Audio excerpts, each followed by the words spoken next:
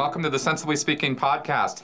This is Chris Shelton, the critical thinker at large, coming at you for yet another episode of Podcasting Glory, here on Stitcher, iTunes, Google Play, as well as with video here on YouTube. So this week, as you can see, I am doing my first live interview ever in my new studio space here. We've only been here for a couple months. And I have Mark Horowitz. He is a sociologist and a professor. And why don't you go ahead and introduce yourself as to your credentials and why anybody should listen to you. Oh, absolutely. Well, I'm delighted to be here. Yes, thank you. Happy to be your first live guest. Thank you. I'm a sociologist at Seton Hall University in South Orange, New Jersey. I've been focusing over the last several years on basically questions of human morality and human flourishing and the roots of moral and political polarization. So in a sense, it was fortunate because I had no idea what was in store in terms of the Trump world we live in and how sharp we see these lines being drawn now politically and morally. So what I like to think I'm doing in my work is trying to understand why people not only divide politically, but what's going on underlying it from a social and psychological perspective. I can go into more detail as we... Well, this is exactly the thrust of my entire channel. Oh, great. What you just described, which is Wonderful. why I wanted to have you on. Because we have a mutual friend who told me that you were coming into town, you're going to be doing a talk at the Secular Hub. Yes, on Saturday, yeah. Yeah, and I'm very interested in that talk. And so it struck me as an immediate thing to like, oh yeah, we got to talk on the podcast, right? I have addressed a lot of issues with psychologists, sociologists, I've had them on, talking about coercive persuasion, cognitive dissonance, confirmation bias, motivated reasoning. I've done whole episodes on these topics because I am fascinated by why people think the way they think, why groups of people think and act the way they do, which is the sociology side, and all of it in a context for me of trying to understand extremism and how people get pushed in that direction, because it seems to me that there are very few people who are naturally extremists, but it is so easy to push somebody in that direction through indoctrination, coercive persuasion, social pressures, etc. So that's where I'm coming from in talking about this stuff, and I was fascinated by some of the work that you've done on this. Oh, so let's talk about your work here. Okay, great. Yeah, just a general reaction to what you just said. I mean, motivated reasoning, a wide array of evidence for that. I think what gets complicated is that people differ on their tendencies and their predispositions. So I agree with you, although many may not be naturally extreme. I think what you have is you have some natural differences in terms of people's likelihoods to be extreme, but then you also have conjunctural factors like what is their family environment, maybe there's a traumatic situation, maybe there's personal issues going on in their lives that also act as kind of pushers or nudgers into a kind of a more extremist situation, right? What I try to do, I don't necessarily deal with extremism per se, but I do deal with how different people ultimately emote differently. And in emoting differently, certain kinds of stimuli in the social world are either more or less congenial to them. And what happens is we're not aware, generally, of how we're emoting. People have a tendency to project onto other people how they feel about the world. And I'd never noticed that. Yeah, right. So and then we also gravitate to people who share. I'm going to use the language of a school of social psychology called moral intuitionism. It comes out of this psychologist named Jonathan Haidt and his colleagues. He teaches at NYU. So he talks about moral intuition. So we have these moral intuitions, which are essentially emotions that we share with other people, and we gravitate toward other people who share those moral emotions. And it's a natural thing to do. It's consistent with the fact that human beings are, I would argue, a tribal species. We're very groupy. It's very natural to be groupy. Groupiness gives us a sense of belonging, a sense of positive distinctiveness. So going back to your fundamental question, like, well, why are people doing this? Why do people believe only what they want to believe? And I think part of it is, at an individual level, it protects our ego. Human beings want to believe that we're good and right and smart and good people. If we're confronted with information that could dislodge that, we tend to try to keep it at bay in various ways. But then on a group level, to the extent we have these group instincts, we're going to want to protect our group identity and also keep at bay ideas that would challenge that. Exactly. And that, in fact, that has been a point I've made many times in terms of politics, but it applies fully to religion, sports. Right. I mean, any activity where people get pretty passionate. We're talking about identity, right? And there's this term, identity politics, and it's understood to a lesser or greater degree by the general public. Me being one of those general public, I'm not putting myself outside of that. But I definitely agree that, or think that there is seems to be a line of some kind or a gray area where you're all in on your group, you're all in on an identity. You're a Boy Scout, or you're an Eagles fan, or you're evangelical, or whatever your identity is. But what I am working to try to ferret out the truth of, and so we can perhaps do something about it, is this line of extremism, this line where you cross a point where you now are becoming a black and white thinker.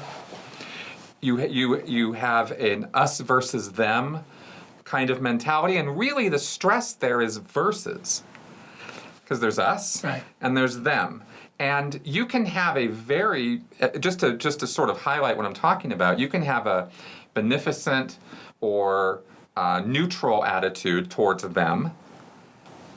It's all good. Sort of maybe tolerant, maybe even compassionate. But us versus them, now we're adversaries.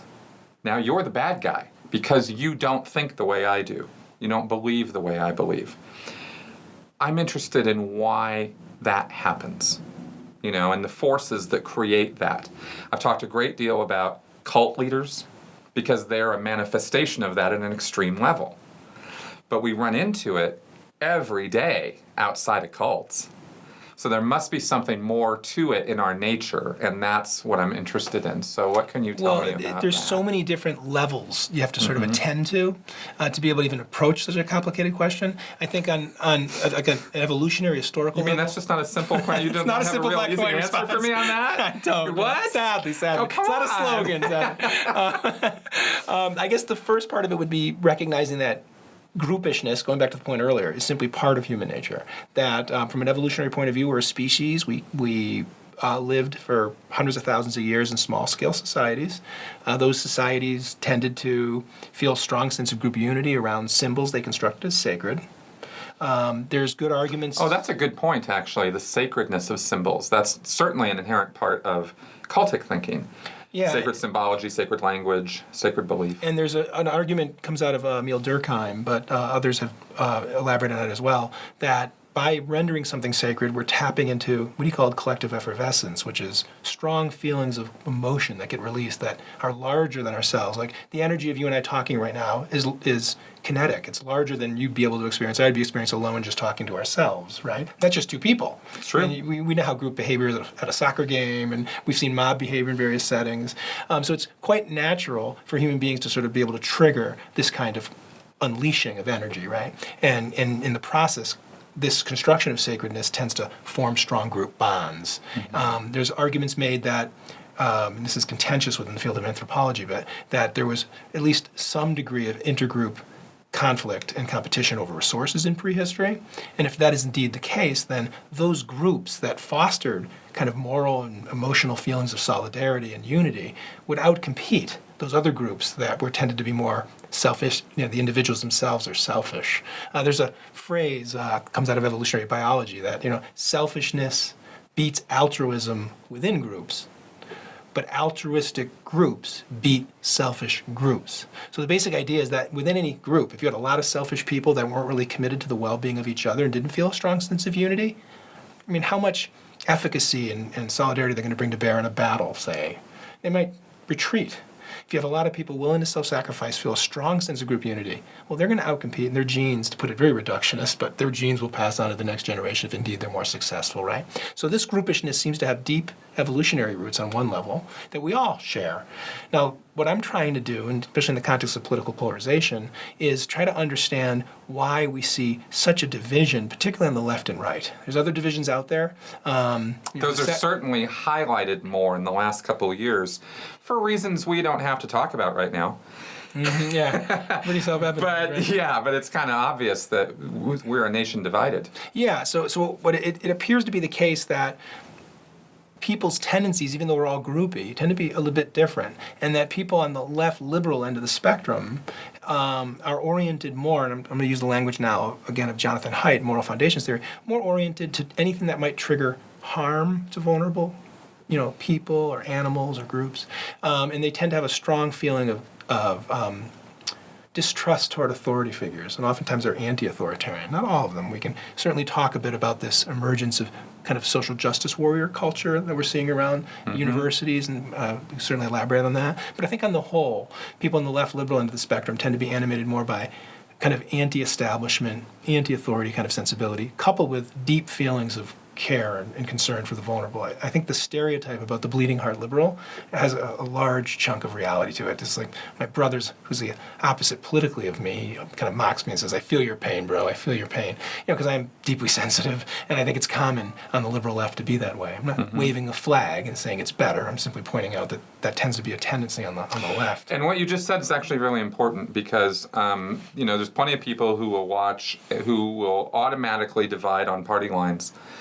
Just because you just said you're a liberal, right. And they don't want to even hear me. Yeah, you're a bad person now. Right. And I actually want to stress, having talked to you, all day today, that it needs to be acknowledged when somebody recognizes their bias and can compensate for their bias, either professionally. I mentioned it as a sociologist.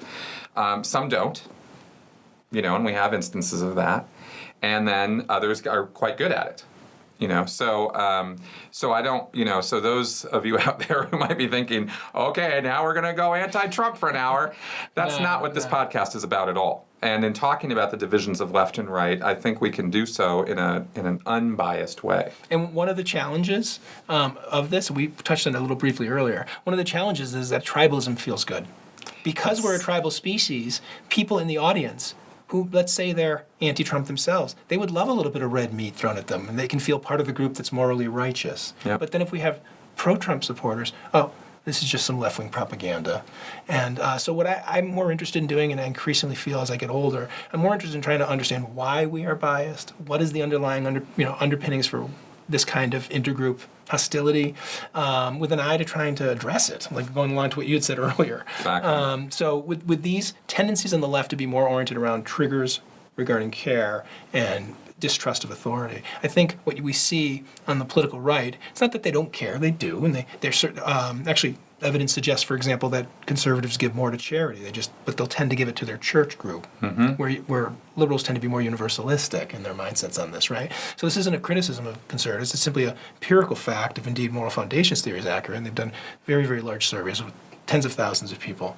And what they find is that other sorts of sensibilities resonate more deeply with conservatives. So I had just mentioned intergroup competition for resources in prehistory. Well, feelings of group loyalty, like we are one and you need to stand by that, is something that triggers conservatives much, much more than liberals. Doesn't mean liberals have no feelings of group loyalty, but it's less so on average. Liberals tend to gravitate more toward like we're one human family. We're all the same. And where conservatives are more attracted to, like, say in the U.S. context, American exceptionalism. Right. And these are not accusations we're sitting here talking about right now. It's a matter of wolves hunt rabbits. They do. It's not an accusation. It's a matter of what do we see as an empirical regularity. Right. And so it might be a matter of people are conservative or are liberal. They line up in these lines because this is how they feel about their world outlook. Exactly. So the key, the sort of the crux of this, none of moral foundations theory will be accurate, or my work will be accurate, if in the end there's not some kind of predisposition, even as early as birth. It's not that we're born liberal conservative, but we're certainly not born clay. So we're born with certain predispositions. we then interact with people who share our moral intuitions, even very early on, and then through a kind of dialectical process, it crystallizes into our social character. But part of that, going back to your earlier point, depends on what cultural milieu you're in, what particular groups you're surrounded by, to give you the sort of cultural resources to define yourself politically or ideologically, right? It's fascinating. It's a balance of nurture and nature. It is. And the arguments really tend to be just how much of a balance is it? Right. More so, I think, than it's the argument is, well, no, it's all nature, or oh no, it's all nurture. I suppose you could have those, extreme ends, but I think... Well, I think many people in academia, and certainly in my background as sociologist, and I'll be open about it. When I was in graduate school, I allied what is sometimes called in social science total constructionism. And this is the idea that any norm or value we're free to construct, and that we really are born with no predispositions, right? So it's like a blank slate view of the world, right? That a baby's just molded by their environment. So I remember believing that, well, if you're liberal, it's because your parents were liberal and they taught you that. And if you're conservative, you're conservative. Your parents taught you conservatism. One of the problems with that is you always find families with... Exactly. And there's also another cliche in behavioral genetics. If you're a parent and you have one child, you're an environmentalist or a constructionist, right? If a parent who has two children, well, then they're an innatist, because they're like, how can these children be so different? We're raising them the same. So it turns out there's been a move, I think, for good reasons, and Steven Pinker writes really well about this in The Blank Slate. There was a move historically against racism, against colonialism, and a reaction against how biology arguments were used in the most pernicious ways linked to 1920 eugenics Darwinism. And all that. That's right. So what happened was the stick got bent so far that all of a sudden now we're blank slates and we can have no predisposition, and people with left liberal sensibilities gravitated towards those kinds of things because they're tribal and they feel good about, I'm not judging them, but morally superior. And if someone were to raise a question now, and as we know, some of the more controversial ideas, which I deal with in my research, like could there be biological differences, say, between men and women that are meaningful? A lot of, or psychological differences. 99% of sociologists will say, sure, a man has a penis and a woman has a vagina, but that's where evolution stopped. They're willing to entertain physical differences, except at the level of the brain. And there's a strong reticence. Yet you've pointed out that exception exists only for humans.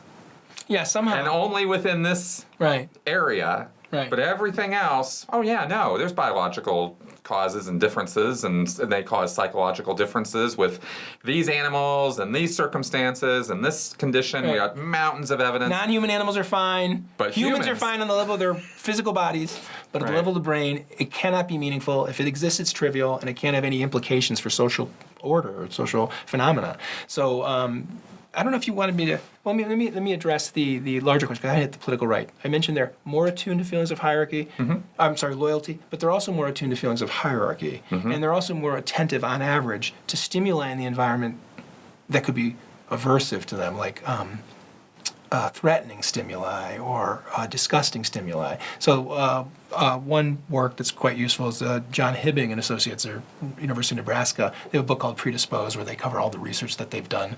But if you bring a whole bunch of people into the lab that identify as strongly liberal, strongly conservative, and you have them look at a collage of images, and some of the images are like a rainbow, or neutral images like a door, but then you'll put some aversive stimuli in there, like one of the images is somebody eating worms or an open sore. Ew. And what they do is they use this eye tracker technology, and they find that conservatives will home in more quickly on the aversive stimuli. Liberals do home in on it, just not as fast. And then conservatives stay and dwell on it longer. Now, obviously, this tiny little piece of information, well, what's the big deal? Okay, so they're looking at disgusting images or threatening images more. If it weren't for lots and lots of other kinds of evidence that we see on the level of ideology, so if you look at what's going on, we just mentioned, we hinted at Trump before, build the wall, keep them out, the long tendency among right-wing political groupings to support for stand your ground laws. You can shoot someone in your yard. That's the hordes are coming. These things speak to a worldview that's anchored in underlying emotions that are more attentive to fear, that are more groupy, more tribal in the sense like we need to be protected from them. And again, I'm not saying this is a criticism. One of the wonderful things about studying political psychology over the last number of years is coming to see how great people, the opposite end of the spectrum, can be on certain dimensions. In psychology, they study a trait called conscientiousness, which has to do with an inclination to want to be organized, efficient, industrious, have a plan, set your goal. And this is something where conservatives are just simply, on average, far better than liberals. And it fits a certain stereotype, too, sort of the disorganized. There's actually a study by the psychologist Jonathan Jost at NYU and his colleagues where they looked at the bedrooms of students in college that identify as liberal and conservative. So, hundreds of students, they're looking at them and they find that, can you guess? I wonder. The liberal students' dorm room? Gee, I wonder which ones were messier. Messier, lots of CDs, basically things that are going to indicate travel, different kind of cultural orientation. And in more conservative dorm rooms, you're going to find things that suggest order, like you might have a calendar or a hamper for your clothes. They'll put flags on the wall, which have to do with group identity. Right, symbolism. Right, symbolism. Sacred symbols. There you go. Again, linking to this kind of, we are a tribe. Because that's the difference. We're all groupie, but people on the liberal left tend to be more universal in their orientation a bit. It's so interesting. I can't help but relate some of this to my own history, of course, while we're talking, and how, my experience with Scientology was very conservative. Very conservative mindset. All the things you just described about, the conservative mindset or tendencies is really what I should say. I shouldn't say mindset because not all conservatives are going to fit this mindset. We are going to have exceptions, and probably even from people watching this show. So, that's okay. I just want to make that clear. We're talking in broad terms right now, but I can't help but relate this to my own experience with being, taught. I was naturally not a very clean person or organized person growing up. But I had those values constantly instilled in me by my parents, so I kind of became that way. And then in Scientology, they were just reinforced over and over again. Daily cleaning. Using a white cloth to check if there was any dust, in the space that you had just cleaned, your office or something, right? Somebody would come around and inspect it. That level of, I jokingly say OCD, right? That level of like attention to detail is the sort of the epitome of my Scientology experience. Coming out of that, I've had to reintroduce myself to a concept that it's okay to be disordered about some things, because to this day, I don't want to use the word conflict, that's too strong a term, but, a point of friction between my wife and I is how clean I am versus how disordered she is. Oh, okay, right. Right? Because she's, always been her entire life very liberal person, and I love her. There's no criticism of her. We're just different on this point.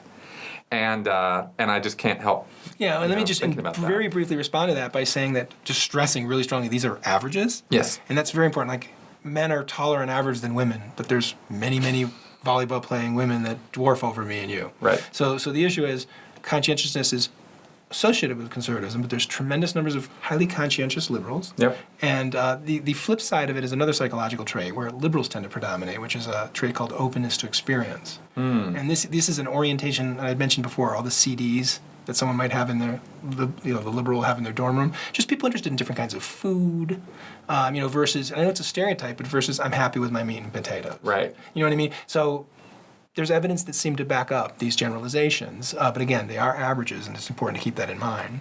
And I think that's actually where some of us lose the plot. Because, you go onto Twitter or something, which I think is the id of our collective consciousness. I'm not Freudian, but it's an apt term to use. In other words, it's all the crazy that we have in our heads exposed to the world, You see a lot of finger pointing and blaming and teeth gnashing over the exact things you're talking about right now.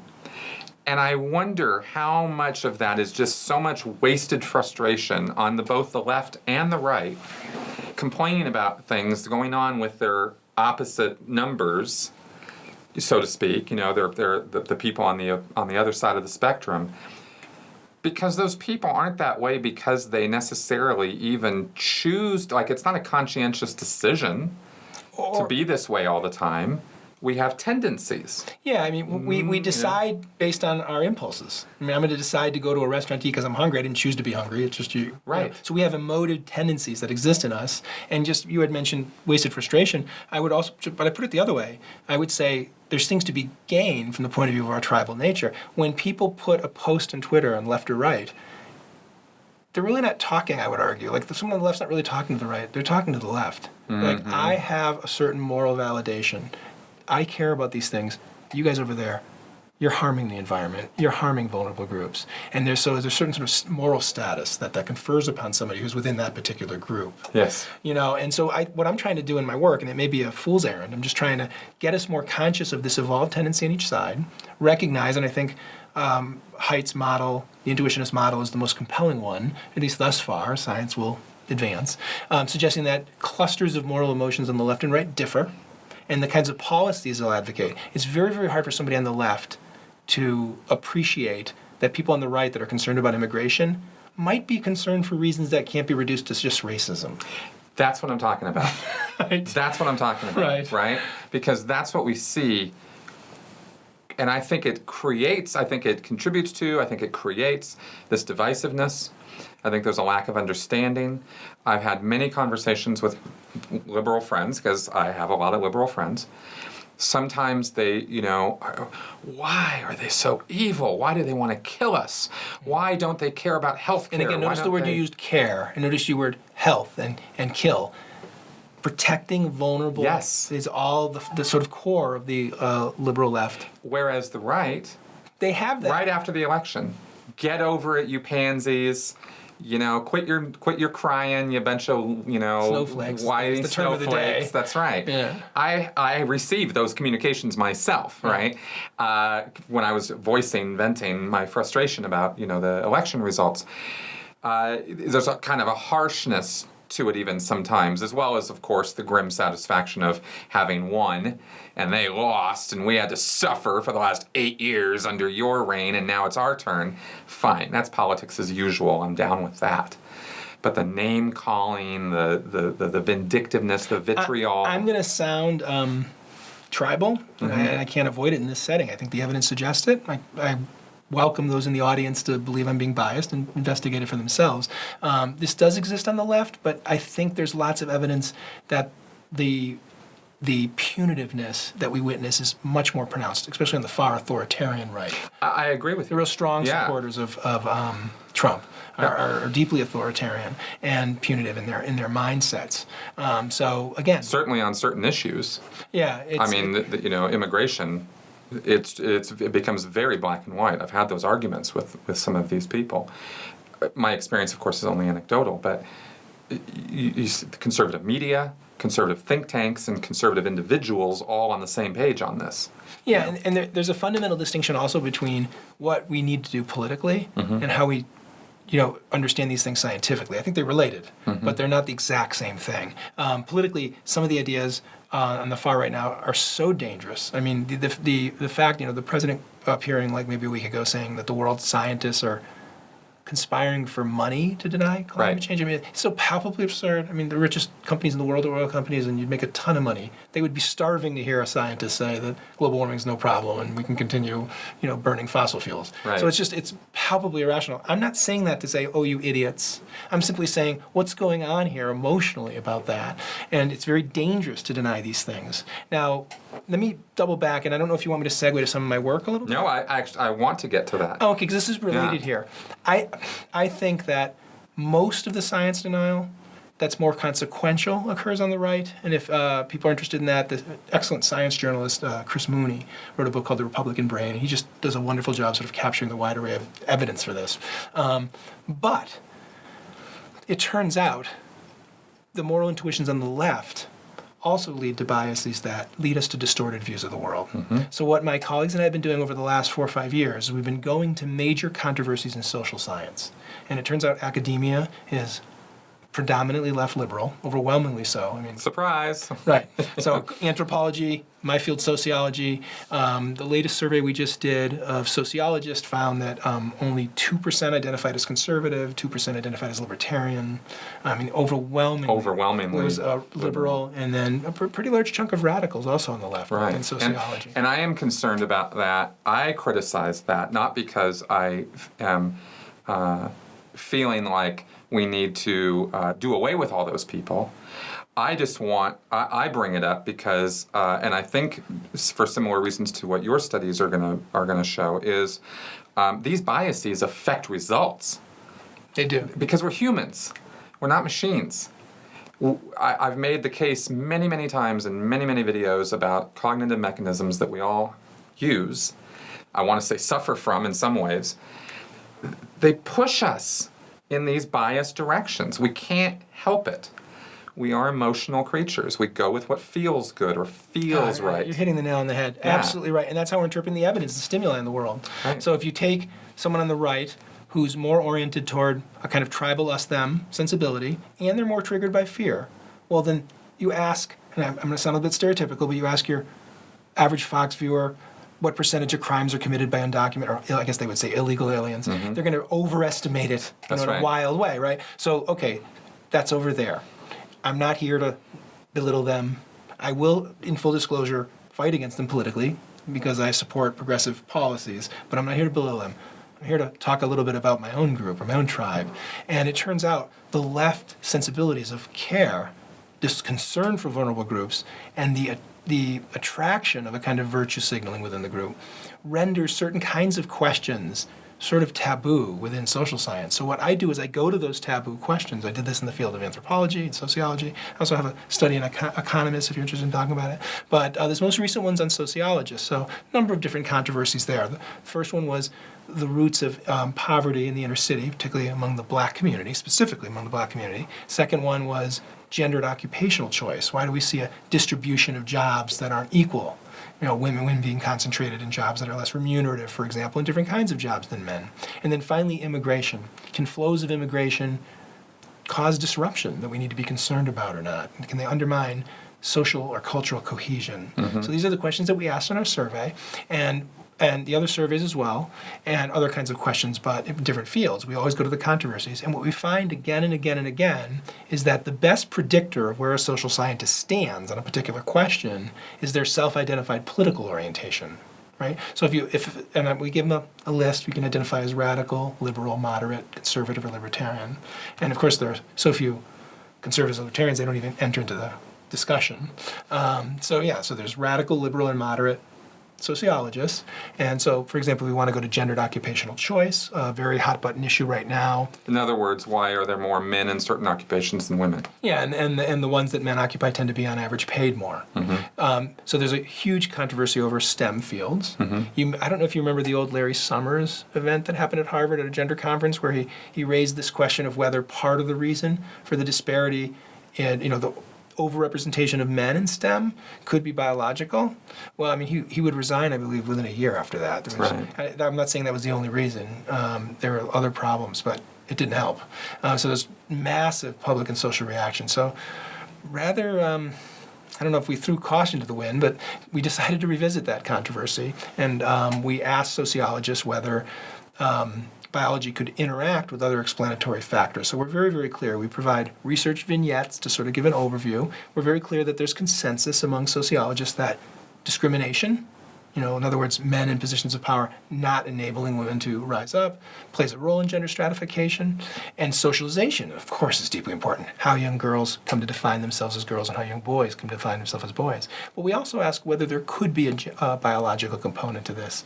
Massive studies done internationally will show that women on average, got to hit the average again, will tend to want to work with people more than men do. It's not that men don't want to, and there are many men that do. But on average, women want to work with people more, and men will be more likely to want to work with things than women will. More mechanistic. Mechanistic, yeah. Right. And there's lots and lots of evidence for this. If you look at some of the early testing of boys and girls, you'll find that girls tend to outperform boys on reading and writing and communication, kind of human-related tasks, facial recognition.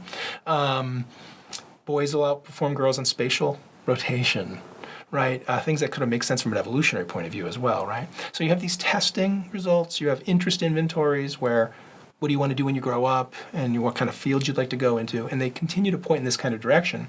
And yet, if you raise this question with sociologists, could there be a biological component? And what we ask them, is it plausible there could be a biological component? Maybe, I don't know if you want me to share a couple numbers with you really quickly. Absolutely. Yeah, so just, I don't have the exact question. It's not the exact question, but women in people-oriented professions, partly biological. We mentioned like social work and nursing. There could be a biological component for that. And here I have the numbers broken down politically.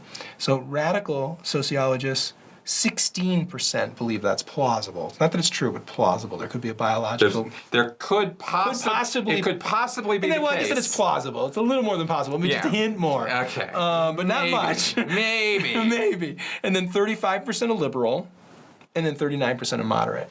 So on question after question, we see this stairwell. Almost virtually... almost every question, where radicals will take a position and then it'll go, it might go down, whatever the direction is, it's going to be linear, depending on the question. So what's going on? Why is there such resistance to this? None of my studies, or I say my colleagues in our studies, do we really see it as our objective to take a position? I'm not there saying, come on guys, gals, you got to believe this.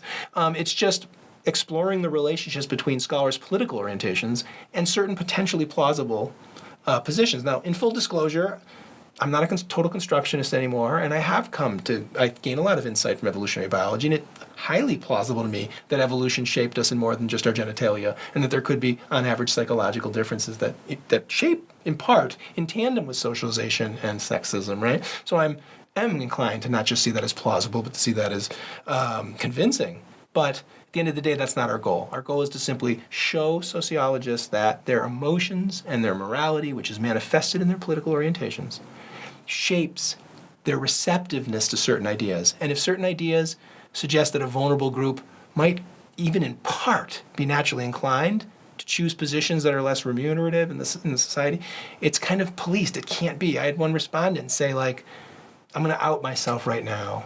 Even though social factors are more important, biology matters, I'm going to out myself like it's some huge moral testimonial. You know what I mean? Well, it has become that. Right. And that's actually, as an academic, this is what I really wanted to dig into the details of, because there is a lot of literature out there that suggests that since the 1960s and the countercultural revolution, those people are the ones who then finished their degrees, went on to become teachers, and shaped academia through the 70s, 80s, 90s, and all the way through to today.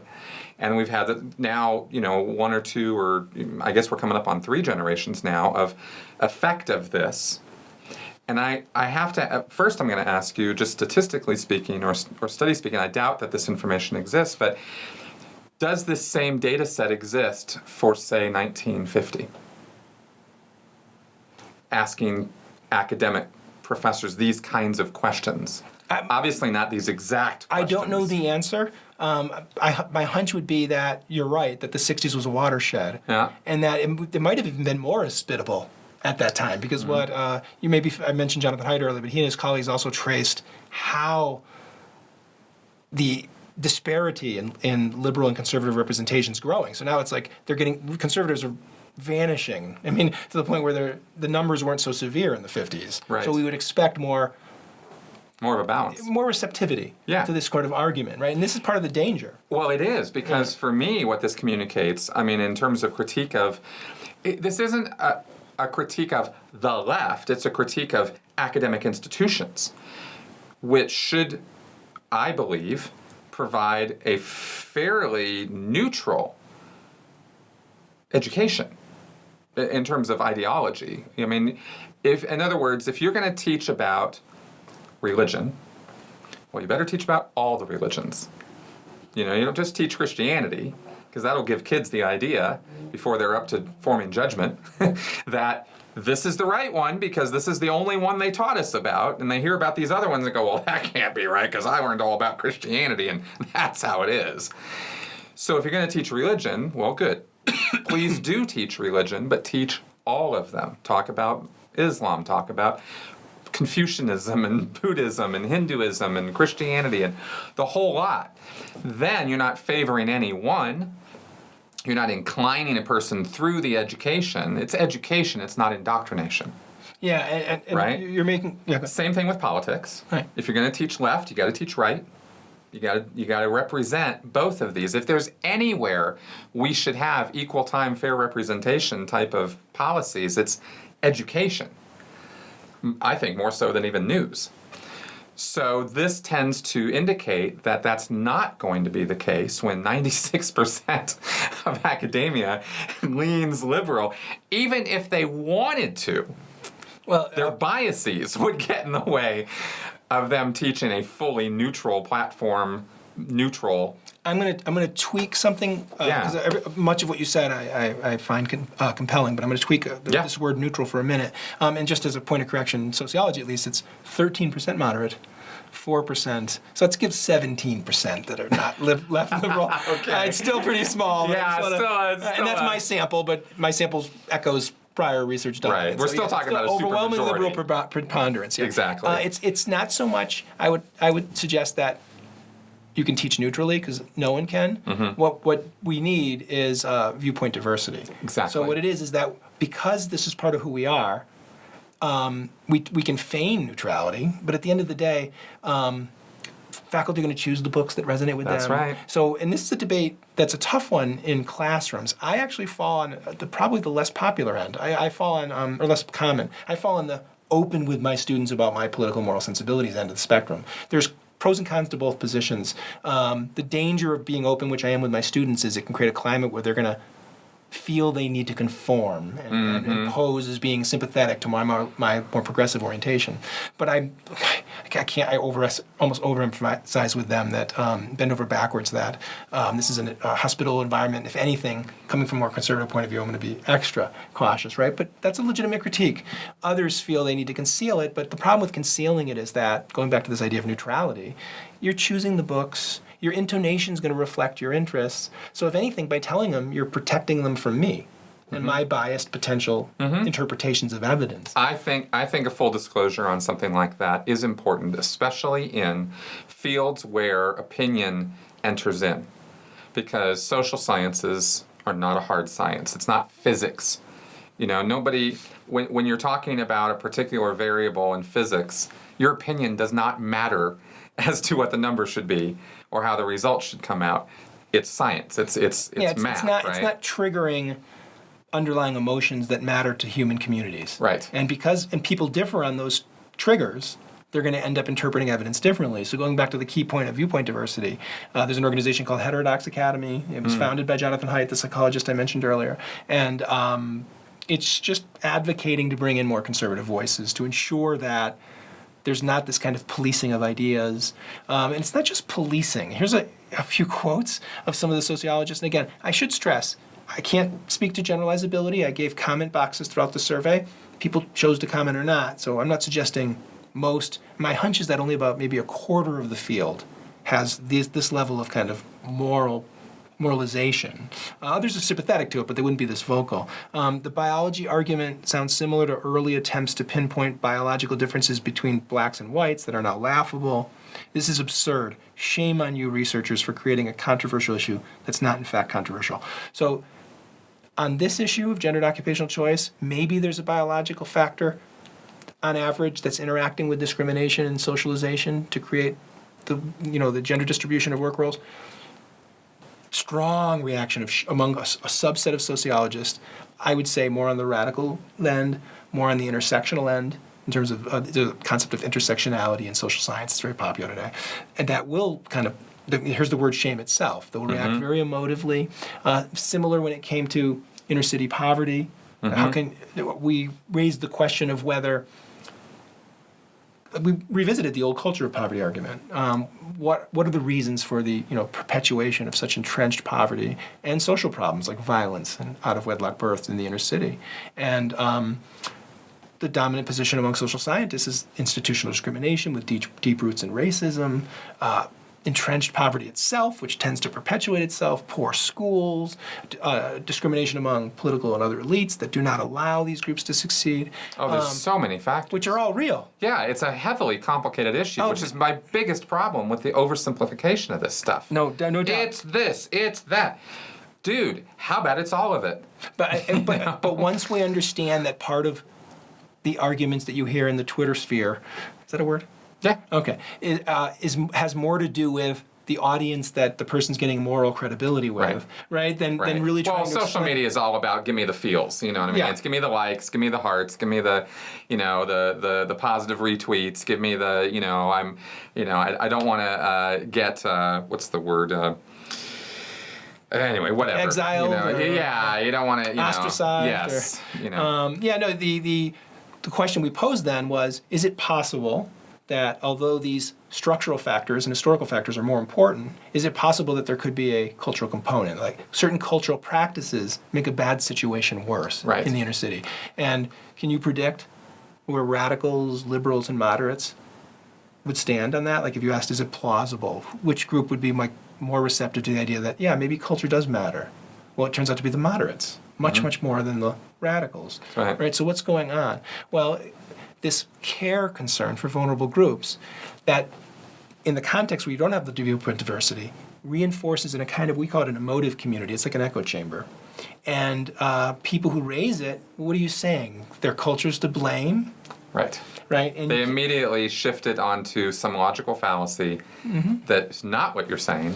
Yeah, it's just, if we want to understand what's really going on in the world, then we need to entertain these hypotheses.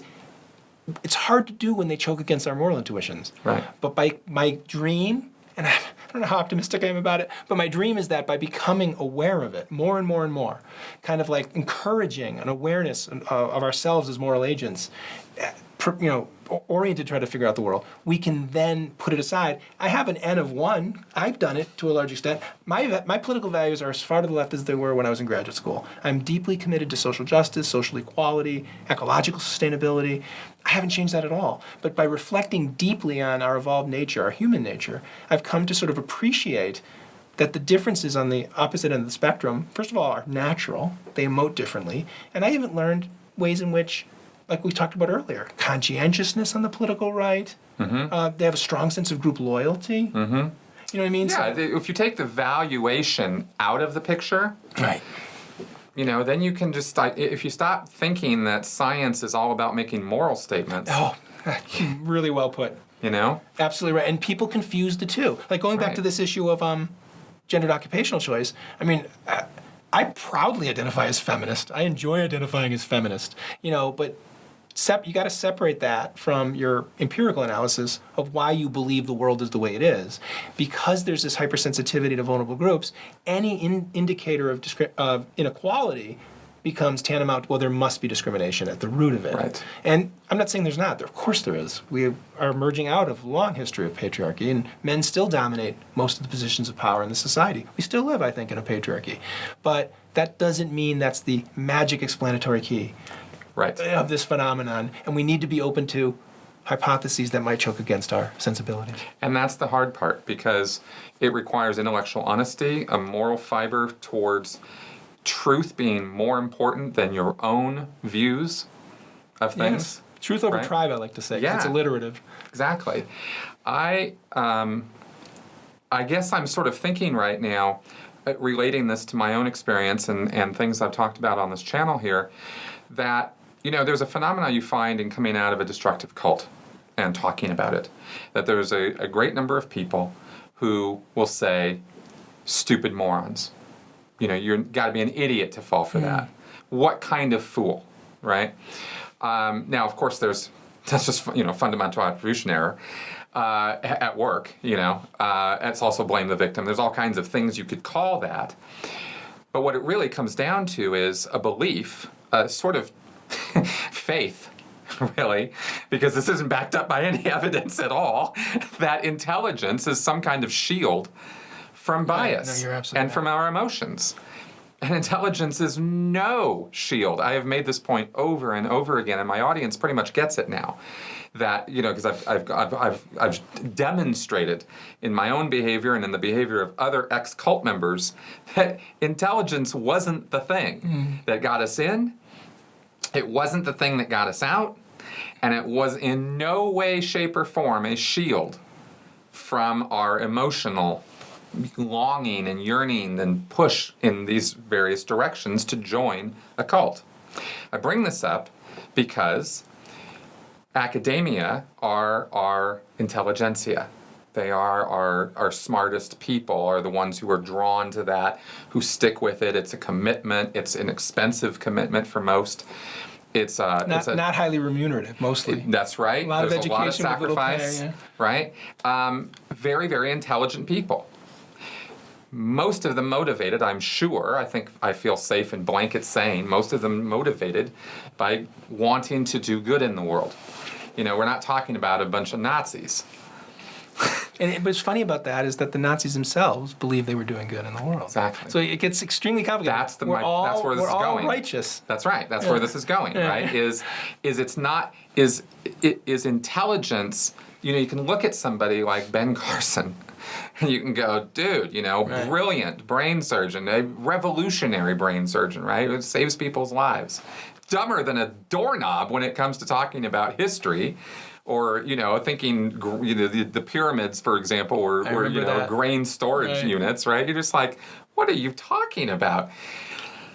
Well, I guess in his defense, we could say ignorant. Well, fair enough. But actually true. Ignorant is a better word. My point being that these are a bunch of very smart people we're surveying, we're talking about.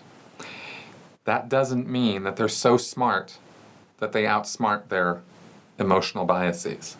Well, you're reminding me in that example of a point that Chris Mooney makes in his book, Republican Brain.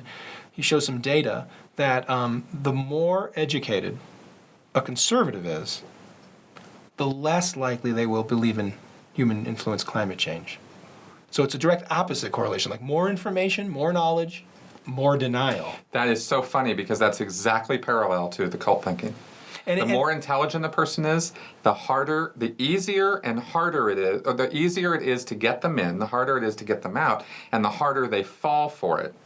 Because all of their intelligence is utilized. It's like commandeered for commitment. To rationalize the commitment. It, yeah. And that's why, now that I've been reading this for so long, and I think both of us are in kindred spirit in understanding this, it's not, people will say on the left, like, how do you deny, like, the world's scientists? Why can't you see this? We're looking at these weather patterns. Well, because it's about their team. Right. When they're saying it's not happening, it's about their team affirming that you're one of us. That's right. And keep in mind, like, also, the kinds of social and political policies that would be involved to really take on climate change are so intrusive. I'm not here to suggest an easy answer.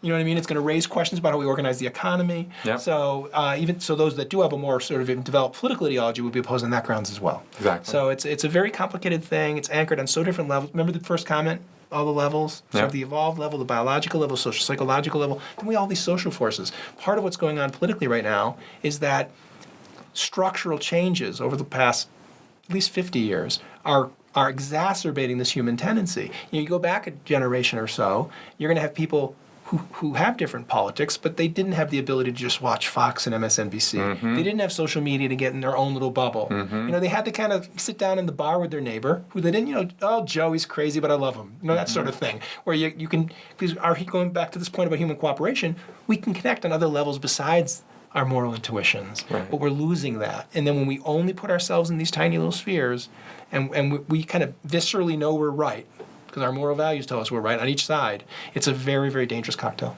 Exactly. And this is where social media is not the cause of a thing. It is a magnifying glass for these tendencies. Yeah, I think it exacerbates it. I think on balance, I'm not opposed to social media, and I think internet on balance is a fabulous technology, bringing human beings together. But like anything else, it's not black and white. There's going to be trade-offs. Yeah. And there's other factors, too, involved in this. I mean, a lot of the political science literature just points to shifting political changes, when there was a realignment within the Democratic Party after civil rights. So there's a shift in the South to the Republican Party. Yeah. We're seeing more and more self-sorting. So liberals and conservatives are literally moving to different locations, more conservatives moving to rural areas. So you have a self-sorting process. You have political elites themselves. I'll be discussing this in the talk of the Secular Hub. Political elites themselves that are actually consciously kind of exploiting these differences that go beyond moral intuitions to people's lifestyles, like what food you eat, what car you drive. That's being increasingly politicized too. Wow. So it's a complicated, multifaceted problem. Well, yeah, we've always known that this is so stereotypical. It's just horrible of me to say shit like this, but America. I got my Ford truck in the parking, in the driveway, right? Right. And the gun rack and the Confederate flag and all. And what they're doing is they're symbolism. Literally playing on a sense of group identity. Yeah. And then you're not going to think. It's just going to be, well, it's my family. I can't. He might be. What's the old expression?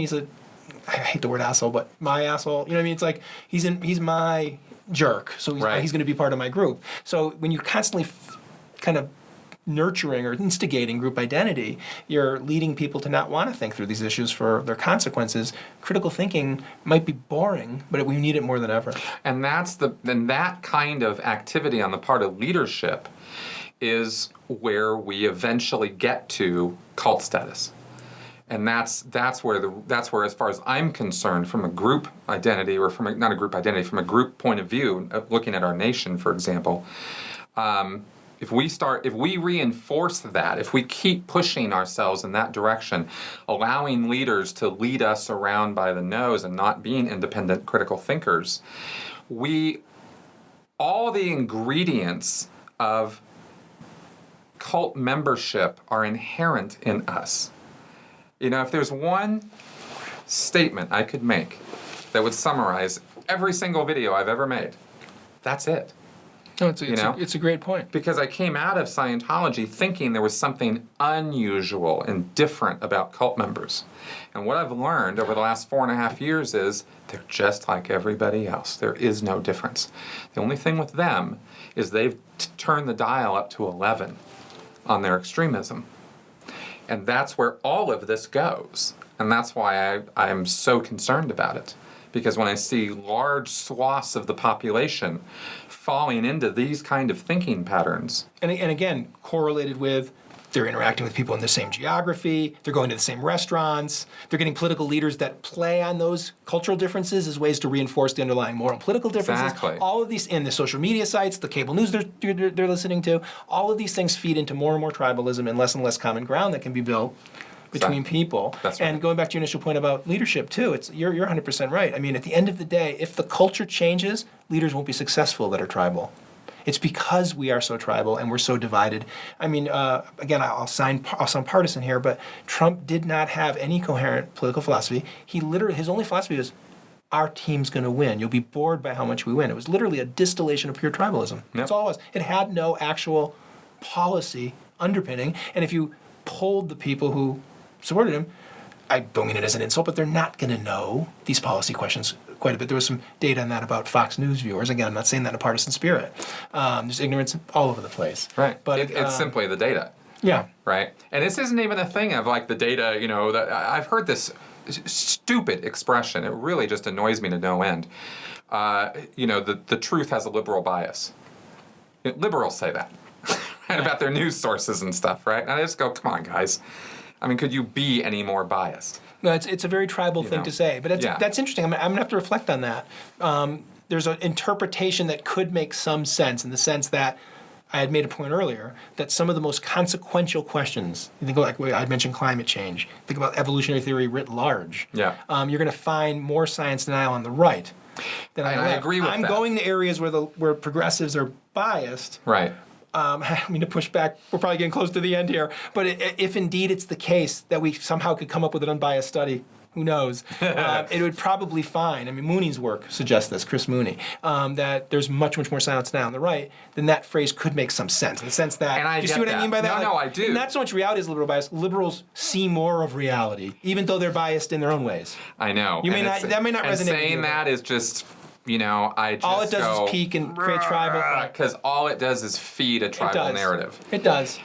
But if there's a grain of truth there. But hold on, let me push back. If it is true, though, if true, we have to put truth over tribe. Fair enough. We can't allow our own tribalism, Fair enough. our sensitivity to tribalism, trump You got it. That's a very good point. All right. It's probably the best rejoinder I could All get right, on well, that fair one. enough. All right. Well, and again, all good points. I wanted to talk about this stuff because I want to stimulate you guys out there to find out more about this stuff.